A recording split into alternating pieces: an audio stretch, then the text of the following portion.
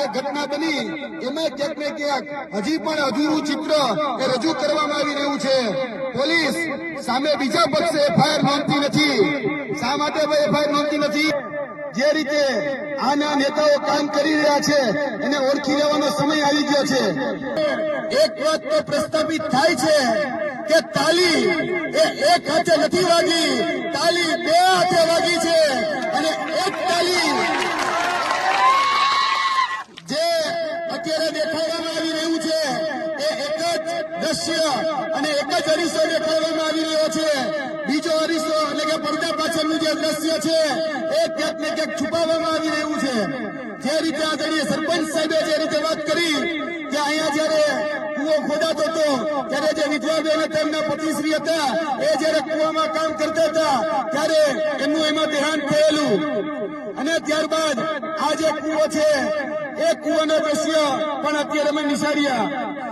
સવાલ ये नहीं कि बस्तियां किसने जलाई, सवाल ये है कि पागल के हाथ में माचिस दी किसने.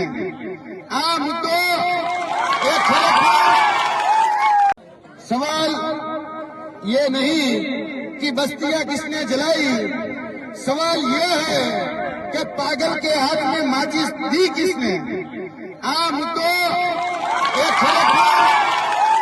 જોવા જઈએ તો જે વન વિભાગ અને જે પોલીસ કર્મચારીઓ જે ક્યાંક ને ક્યાંક આદિવાસી સમાજ અને જે આદિવાસી વિસ્તાર ઉપર જે દમન કરી રહ્યા હતા એના ભાગરૂપે આ જે ઘટના ઘટી હમણાં જ સરપંચ સાહેબે અને આપણે કુવાની જયારે કહી શકાય કે સ્થળ તપાસ કરતા હતા ત્યારે જે સાંભળવા મળ્યું, જે જાણવા મળ્યું એના આધારે એક વાત તો પ્રસ્થાપિત થાય છે કે તાલી એ એક હાથે નથી વાગી, તાલી બે હાથે વાગી છે.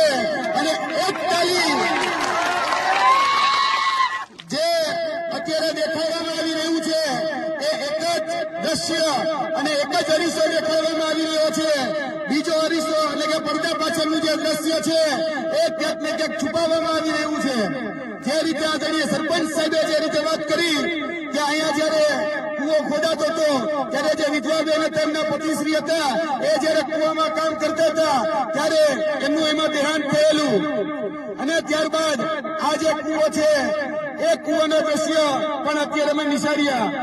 એ બાબત એ વાત ઉપરથી અહીંયા જે કહી શકાય કે આદિવાસી સમાજ અને આદિવાસી વિસ્તાર ઉપર જે રીતે વન વિભાગ, પોલીસ વિભાગ અને તંત્ર નો જે ટોળો આ જમીન ઉપર, આ જંગલ ઉપર અને આપણી જે સંપદા આ જમીન નીચે જે આવેલી છે એના ઉપર આવેલો છે એટલે ક્યાંક ને ક્યાંક દમન કરી આ રીતે પડાવી લેવાના ભાગરૂપે ક્યાંક ને ક્યાંક હેરાન પરેશાન અને નડગત કરવામાં આવે છે. મેં તમને પહેલા કહ્યું એમ કે તાલી એક હાથે નથી વાગી, તાલી બે હાથે વાગી છે. જે પણ અહીંયાથી દ્રશ્યો જે સામે આવ્યા તે દ્રશ્યો ઘણા છુપાવવામાં આવી રહ્યા હતા. પોલીસ વિભાગ એક તરફી જ અત્યારે વર્ઝન આપી રહ્યું હતું. પોલીસ વિભાગના કે પછી વહીવટી તંત્રના જે પણ કર્મચારીઓને ઈજા પહોંચી તો ત્યાં સુધી અહીંના નેતાઓ, અહીંનું પ્રશાસન, અહીંનું વહીવટી તંત્ર એ બધું પહોંચી જાય છે. પણ આદિવાસી સમાજના આપણા 15 બાળકો, 15 યુવાનો ને ઈજા પહોંચી તો કઈ ખબર કઈ પૂછવા નથી આવતા. આ છે વાસ્તવિકતા, આ છે પડદા પાછળનું દ્રશ્ય. પેલા આ જગ્યા ઉપર, જે જગ્યા ઉપર અમે ઉભા છીએ ત્યાં જે રીતે સરપંચ સાહેબે વાત કરી, જે રીતે ગ્રામજનોએ વાત કરી કે પોલીસે પેલા અહીંયા આદિવાસી સમાજના બાળકોને દોડાવીને માર્યા છે, આદિવાસી સમાજને હેરાન કર્યો છે. આદિવાસી સમાજે સ્વરક્ષામાં છેલ્લે કાંઈ ન વધે ત્યારે એ ક્યાંક ને ક્યાંક જે વસ્તુ મળી એનાથી પોતાનો સ્વ બચાવ કરેલો છે. બાકી આ ઘટનાને જે રીતે રૂપ આપવામાં આવી રહ્યું છે એ રૂપ બહુ ખતરનાક છે. જે કહેવામાં આવી રહ્યું છે કે આદિવાસી સમાજે હિંસા કરી, તો આપણે પૂછવા માંગીએ છીએ ગ્રામજનોને કે આદિવાસી સમાજ ક્યારે હિંસા કરી શકે ખરી? ક્યારે હથિયાર હાથમાં લઈ શકે ખરી? એ તો ભાઈ તમે છંછેડ્યા, હવે તમે જો છંછેડો પણ છોડવાના કોઈ ન આવે. એટલે છંછેડવા નહીં, મહેરબાની કરી આ આદિવાસી સમાજ એ શાંત બેઠો છે. આદિવાસી સમાજ લાગણીશીલ છે. આદિવાસી સમાજ એ હંમેશા માન મર્યાદા સાથે રહેનારો સમાજ છે. પણ જો તમે એને છંછેડો તો પછી કોઈને છોડે નહીં. પેલો પ્રહાર એ પોલીસ અને વન વિભાગના માધ્યમથી કરવામાં આવ્યો. એના પ્રતિકારના ભાગરૂપે આ જે ઘટના બની એમાં ક્યાંક ને ક્યાંક હજી પણ અધૂરું ચિત્ર એ રજૂ કરવામાં આવી રહ્યું છે. પોલીસ સામે બીજા પક્ષે એફઆઈઆર નોંધતી નથી. શા માટે એફઆઈઆર નોંધતી નથી? કોના ઈશારે એફઆઈઆર નોંધવામાં નથી આવતી? ક્યાં અધિકારીઓ, ક્યાં એસપી, ક્યાં નેતાઓ આ જ વિસ્તારમાંથી વન પર્યાવરણ મંત્રીનો હવાલો લઈને બેઠા છે? નેતાઓ ક્યાં છે ભાઈ? કેમ આદિવાસી સમાજની પૂછપરછ કરવા માટે નથી આવતા? જ્યાં પ્રશાસન તંત્ર કે વહીવટી તંત્રના અધિકારીને મળવા જાય છે તો આદિવાસી સમાજની એને ચિંતા નથી? એને આવવું જોઈએ ને. આદિવાસી સમાજને પાડેલિયા ગામે આવીને મુલાકાત કરવી જોઈએ. પણ એ ક્યાંક ને ક્યાંક જે ષડયંત્ર અને જે કાવતરાના ભાગરૂપે એ પોલીસ તંત્રના અધિકારીઓને જે બચાવ કરવા માટે, જે વહીવટી તંત્રના વન અધિકારીઓ છે એનો બચાવ કરવા માટે જે રીતે આના નેતાઓ કામ કરી રહ્યા છે એને ઓળખી લેવાનો સમય આવી ગયો છે. આ માધ્યમથી હું અને આદરણીય ચંદ્રભાઈ વસાવા એ કહેવા માટે આવ્યા છીએ કે ભાઈ એફઆઈઆર એક જ શા માટે એ આદિવાસી સમાજની એફઆઈઆર લેવામાં નથી આવતી? પોલીસને ઓર્ડર, એટલે કે કોન્સ્ટેબલ હોય, એએસઆઈ હોય, પીએસઆઈ હોય કે પીઆઈ હોય, એને કોને ઓર્ડર કર્યો હતો કે અહીંયા તમે ટીયર ગેસ ના સેલ છોડો? એને કોને ઓર્ડર કર્યો હતો કે 50 જેટલા રાઉન્ડ ફાયરિંગ કરો? એને કોને ઓર્ડર કર્યો હતો કે જમીન એ ખાલી કરાવવા માટે આવો? તમે શું ગ્રામસભાની પરમિશન લીધી હતી? અને જો લીધી હોય તો દાખલો અમને આપો, એની નોટિસ અમને આપો. અને જોવા જઈએ તો વન અધિકાર નિયમ જે આપણે 2006 આપણે કોઈ નોટિસ લેવાની જરૂર હોતી નથી. જો આપણે પોતાનો હક રાખતા હોય તો 2006 પછીની પણ જો વાત હોય તો પણ 4 વખત નોટિસ આપવાની જવાબદારી એ અહીંના વન વિભાગની હતી.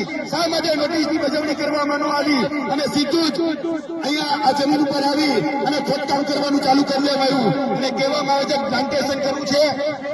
એટલે ભાઈ ડિસેમ્બર મહિનામાં શેનું પ્લાન્ટેશન કરવું જોઈએ? આવો 2 મહિનામાં, જૂન મહિનામાં. એટલે આવી ખોટી વાતો કરવાની બંધ કરો.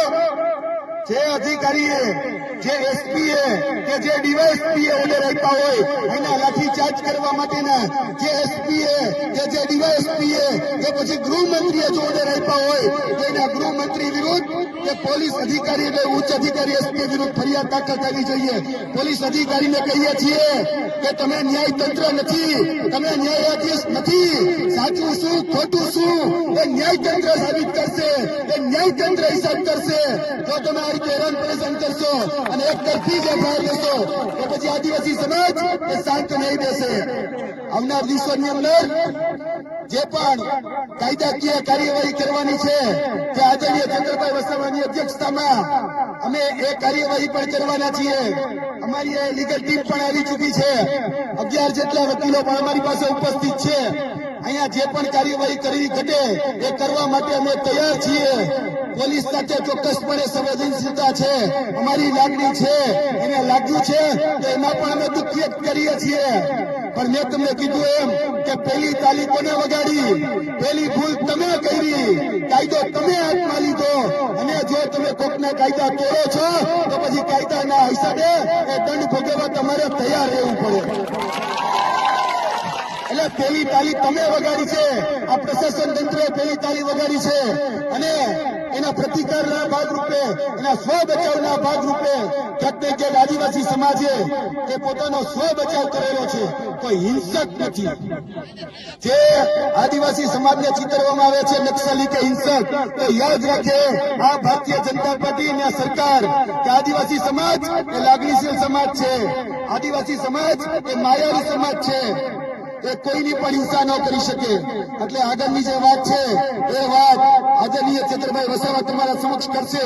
તમે વિચાર તો કરો, ખાલી એક ગ્લાસ ઉપાડવા જેવી ઘટનામાં 307 દાખલ કરી દીધી ચંદ્રભાઈ વસાવા ઉપર અને જેલમાં નાખી દીધા હતા. તો અહીંયા તો આદિવાસીની જમીન, આદિવાસીનું જ્યાં રેણી કેણી હોય એની પર જો કોઈ તડપ મારે તો પછી આદિવાસી સમાજ કઈ રીતે સહન કરે? અને તમે ટીયર ગેસ છોડ્યા છે, તમે અહીંયા બંદૂકના ફાયરિંગ કર્યા છે, તમે લાઠીચાર્જ કર્યો છે, તો તમારી પર એક કલમ નહીં? આ નહીં ચાલી લેવામાં આવે, આ સહન કરવામાં નહીં આવે. આનો કરારો જવાબ મળશે, મળશે અને મળશે જ. જય હિન્દ, જય ભારત, જય આદિવાસી.